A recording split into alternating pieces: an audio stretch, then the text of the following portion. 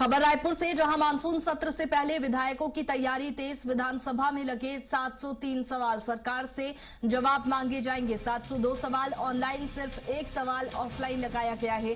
प्रदेश में हुई घटनाओं को लेकर गृह विभाग पर फोकस रहेगा। पुलिसिंग और कानून व्यवस्था के मुद्दों पर मानसून सत्र गरमाएगा। खाद्य बीज संकट पर सदन में किसानों की आवाज उठेगी और खेती की तैयारियों से लेकर सुरक्षा तक मानसून सत्र में चर्चा की जाएगी। खेती की तैयारियों और कृषि व्यवस्थाओं पर सरकार से सवाल किए जाएंगे। बता दें कि इस बार अब खाद्य बीज संकट पर सदन में आवाज उठेगी। इसके साथ ही हंगामेदार मानसून सत्र हो सकता है, क्योंकि विधानसभा में 703 सवाल लगे हैं और ऑनलाइन ज्यादातर सवाल है, सिर्फ एक ही सवाल है जो कि ऑफलाइन है।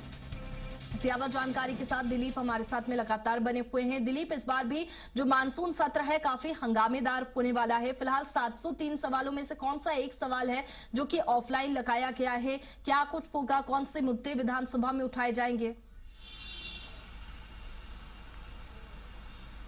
जी बिल्कुल वैष्णवी, बता दें कि 13 जुलाई से 17 जुलाई तक मानसून सत्र होना है। 5 दिवसीय यह जो सत्र है, इसको लेकर जो सवालों का जो सिलसिला शुरू किया गया था विधानसभा की ओर से, और आमतौर पे अभी सवाल जो है वो ऑनलाइन ही मंगाए जाते हैं। ऑनलाइन ऑफलाइन की दोनों सुविधा रहती है, लेकिन क्योंकि विधायक सब अपने अपने क्षेत्र में रहते हैं तो वहां से अब ऑनलाइन सुविधा, इसलिए ऑनलाइन ही सवाल अपने भेजते हैं। हालांकि सवालों का एकदम विस्तृत जानकारी नहीं मिल पाता कि कौन विधायक क्या सवाल लगाए हैं। ये तो जब सत्र की शुरुआत होगी तभी मिल पाएगी, लेकिन मोटा मोटा ये जानकारी जो सामने आई है उसमें 703 सवाल अब तक लगाए गए हैं, जिसमें से 702 सवाल ऑनलाइन मोड पर ही लगाए गए हैं। एक ही सवाल है जो ऑफलाइन जाके पूछे गए हैं, और इसमें सत्ता पक्ष और विपक्ष दोनों ओर के जो विधायक है वे ये सवाल लगाए हैं। अलग अलग मुद्दे, जिसमें मुख्य रूप से विपक्ष की ओर से ज्यादातर जो मुद्दे लगाए गए हैं उसमें कानून व्यवस्था, खाद, कृषि बीज की जो कमी है, उर्वरक का मामला है, डीएपी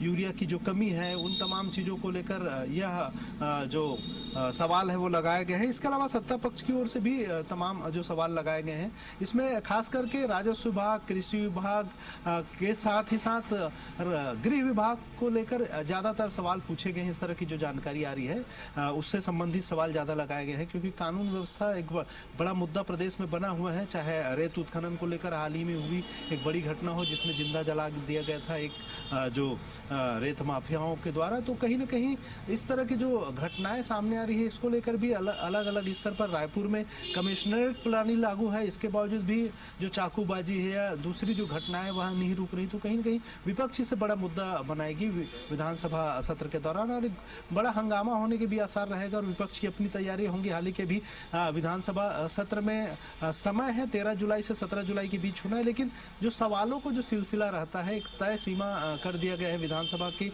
अधिसूचना जारी होने के साथ ही साथ सवाल लगाने का सिलसिला शुरू हो जाता है। अब तक जो जानकारी है उसमें 703 सवाल लगाए गए हैं। हो सकता है 1-2 दिन बाद सवाल लगाने का जो सिलसिला है वो बंद हो जाएगा। फिर ये जो सवाल लगाए गए उसकी जानकारियां मंगाई जाती है तमाम विभागों से। आंकड़े जो मांगे जाते हैं, जो जानकारियां मंगाई जाती है, ये पूरे इसलिए सवालों को पहले से मंगाया जाता है। देखिए दिलीप, कई मुद्दे उठाए जाएंगे। मानसून सत्र भी हंगामेदार होने वाला है। फिलहाल सवालों का जो सिलसिला है वो शुरू हो चुका है। बहुत शुक्रिया आपका तमाम जानकारी के लिए दिलीप।